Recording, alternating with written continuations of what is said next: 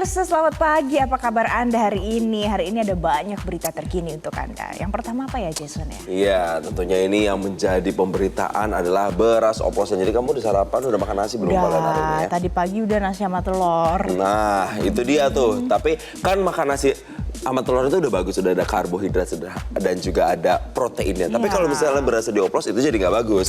Jadi ini terkait dengan beras oplosan nih pemirsa, ditemukan ketika Dinas Perdagangan di Polewali Mandar, Sulawesi Barat ini menginspeksi secara mendadak di sejumlah toko retail modern, dan Dinas Perdagangan Perindustrian Koperasi dan UKM Polewali Mandar menemukan salah satu toko retail modern yang ternyata masih aja menjual beras oplosan. Waduh. Nah ini pada saat inspeksi ya pemirsa situasinya di sana, dan petugas perlindungan konsumen juga menemukan 3 jenis beras yang masuk dalam daftar beras oplosan. Beras kemasannya 5 kg, bahkan habis dijual dalam beberapa pekan terakhir. Kemudian dalam sidak ini Disperindakop mengacu pada 62 daftar merek beras yang ditemukan Kementerian Pertanian bersama Satgas Pangan Polri. Dari daftar itu petugas menemukan 3 merek beras yang termasuk beras oplosan di salah satu toko. Bahkan ternyata keranjang etalase sudah tidak lagi memajang beras yang masuk dalam kategori oplosan karena sudah habis terjual. Jadi sebenarnya banyak yang beli, tapi belinya beras oplos. Iya, ini kan sangat merugikan masyarakat ya. Lagi di tengah ramainya kasus penemuan beras oplosan, ternyata ditemukan di sejumlah daerah juga. Tapi kita tinggalkan berita soal beras oplosan, semoga kita bisa menindak nantinya sebagai masyarakat dan juga mengawasi ya kalau kita sebagai masyarakat, tapi pemerintah nanti menindak terkait dengan hal ini.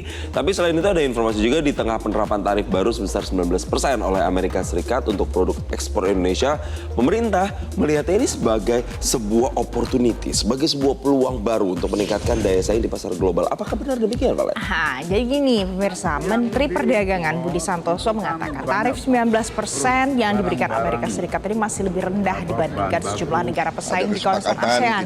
Jadi menurutnya tarif ini membuka kesempatan bagi produk-produk unggulan Indonesia untuk lebih kompetitif di pasar Amerika Serikat, sekaligus menjadi pemicu masuknya investasi asing ke dalam negeri. Jadi misalnya nih analogi sederhananya, kalau jualan barang dari Indonesia harganya bisa lebih murah daripada dari negara lain. Lebih kompetitifnya di situ. Betul, dan Kementerian Perdagangan saat ini ya terus mengamati 10 produk ekspor utama Indonesia ke Amerika Serikat dan membandingkan tarif yang diberikan kepada negara pesaing.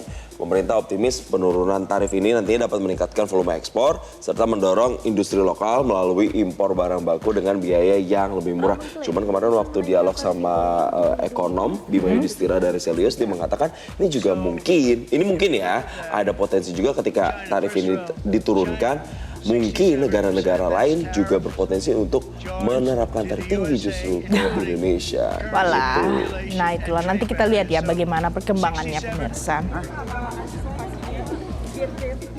Dan berikutnya hot topic yang juga menjadi perbincangan, Direktorat Tindak Pidana Tertentu Barreskrim Polri membongkar praktik tambang ilegal di kawasan konservasi Bukit Soeharto, Ibu Kota Nusantara atau IKN. Ini akibat negara diduga merugi sampai 5,7 triliun rupiah. Banyak ya pemirsa. Jadi penambangan ilegal yang diungkap Barreskrim Polri ini sudah beroperasi dari tahun 2016 di IKN.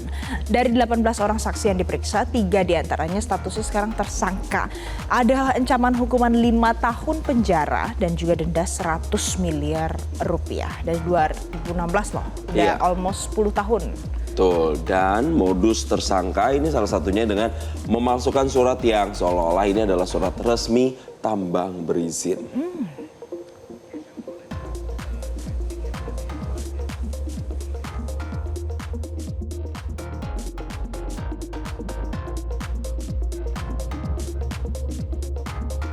Ada lagi Jason, next. Ini hot juga pemirsa, ada sejumlah sekolah di Aceh melaporkan laptop Chromebook program Kemendikbudristek itu banyak yang rusak. Padahal pemakaian laptop baru itu hanya beberapa tahun 2 tahun lah. Nah, baru 2 tahun lagi ya. Jadi kerusakan ini bisa didominasi terjadi pada layar LCD dan juga keyboard serta laptop yang katanya suka mati mendadak. Nah ini tuh, lihat kan tadi ada kedip-kedip tuh laptopnya itu tadi sejenak. Jadi operator di SD Negeri Gorong-Gorong Kabupaten Pidi, Erlinawati, ini bilang kalau 15 laptop Chromebooknya rusak. Jadi akibatnya apa? proses belajar mengajarnya ya pasti jadi terganggu kalian. Itu benar-benar nggak bisa dibaca ya Iya kalau kan? gitu kedap-kedipnya. Nggak efektif sama sekali. Padahal pemirsa pengadaannya ini 9 triliun lebih 9,9 triliun rupiah untuk pengadaannya ya. Jadi sekolah SMP Negeri 1 Pekan Pidi juga mengalami hal yang sama. Ada satu Chromebook di sana yang rusak dan dalam tahap perbaikan sekarang. Informasinya begitu. Selebihnya berfungsi normal dan bisa digunakan untuk kebutuhan sekolah. Nah, kemudian investigasi nasional menunjukkan ada masalah serius dalam pengadaan Chromebook oleh Kemendikbudristek antara tahun 2019 sampai 2022. Akhirnya Kejagung sudah menetapkan 4 orang tersangka dalam kasus dugaan korupsi pengadaan Chromebook ini dengan kerugian negara itu mencapai 1,9 triliun rupiah. Next pemirsa, kalau ini akibat kekurangan ruang kelas. Ada puluhan siswa di madrasah di Sumberjo, Kabupaten Polewali Mandar. Ini di Sulawesi Barat ya, terpaksa harus menumpang belajar di sebuah masjid. Wah, ini miris sekali ya. Bahkan tempat ibadah yang harusnya buat ibadah malah jadi di darurat untuk belajar mengajar siswa. Jadi, detailnya ada sebanyak 54 murid kelas 6 Madrasah Ibtidaiyah Darut Dakwah Wal Iryad 362 Sumberjo Wonomulyo di Polewali Mandar, Sulawesi Barat.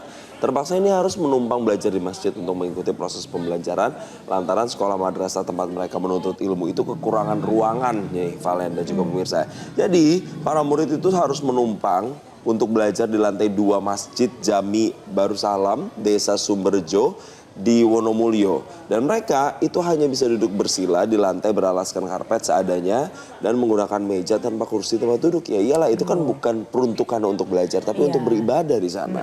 Tapi walaupun kita lihat di sini anak-anaknya antusias sekolah, tapi ini bukan jadi alasan ya tidak apa-apa belajar di sana ya. Harus tetap diberikan fasilitas yang memadai, yang nyaman, karena anak-anak ini kan sekolah untuk mengejar pendidikan, Jason. Betul, dan jangan sampai nantinya ini dibiarkan berlarut-larut dan berlama-lama ya. Semoga ada penindakan segera dan mereka bisa kembali belajar di sekolah. Jelajahi cara baru mendapatkan informasi. Download Metro TV Extend sekarang.